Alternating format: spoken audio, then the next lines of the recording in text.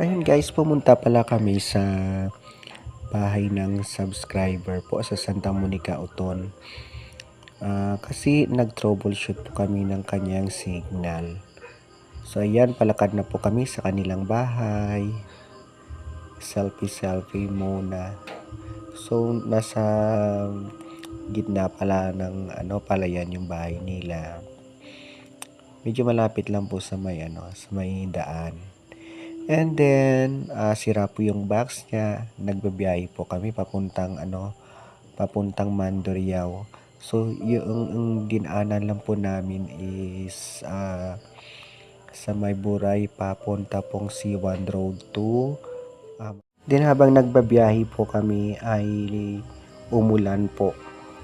So dumaan po kami muna sa nagsilong po muna kami sa isang tindahan po sa may C1 Road.